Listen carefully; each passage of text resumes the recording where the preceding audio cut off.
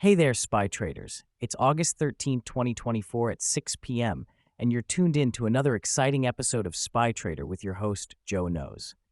Today, we're diving into the latest happenings in the world of the S&P 500 that you need to know. So, buckle up because we've got some fascinating news, analysis, and of course, some juicy trading recommendations for you. But first, here's a joke to kick things off.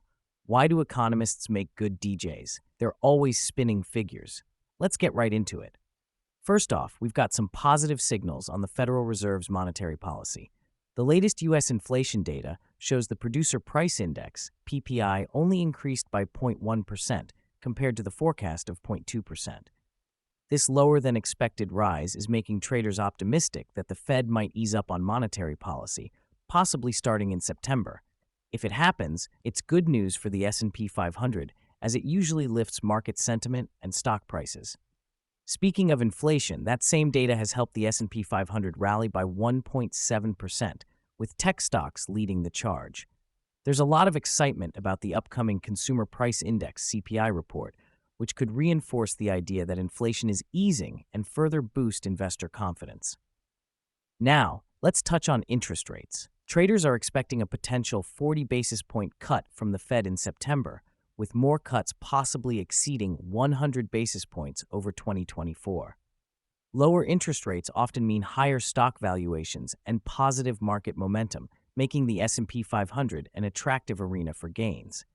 On the volatility front, the S&P 500 has just experienced its biggest four-day gain of the year. The VIX, or Fear Index, has dropped, suggesting that market stability is improving. And guess what? Major companies like Starbucks are having a great run too. Their stock is up 25% thanks to some leadership changes. It goes to show how specific corporate actions can have broader market implications. Looking globally, Asian markets are mirroring Wall Street's positive trends, indicating a strong interconnectedness between U.S. economic indicators and international markets. Keep that in mind when diversifying your portfolio. As for what's coming up, keep an eye on this week's U.S. CPI data and economic measures from China, such as home prices and retail sales. These will be crucial for gauging market direction.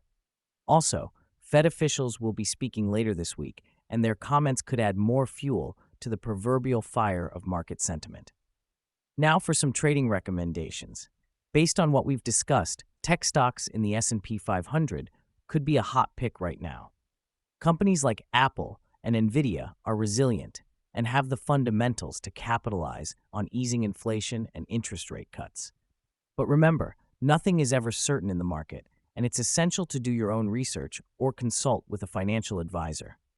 For those looking at specific names, Starbucks is an interesting buy. The stock's recent rally and significant leadership changes make it a compelling option. Another solid recommendation is Apple. Despite its high valuation metrics, its robust financial performance and strong customer loyalty make it a good choice for longer-term investing. And there you have it. Another packed episode of Spy Trader is in the books. Remember to follow upcoming economic indicators closely, as they could reinforce current momentum or shift strategies. Always balance risk with potential reward and keep your portfolio diversified. Thanks for tuning in, traders. This is Joe Knows, signing off. Keep those figures spinning and happy trading. Don't forget to subscribe to our podcast and follow us on social media for more frequent updates throughout the day. See you next time.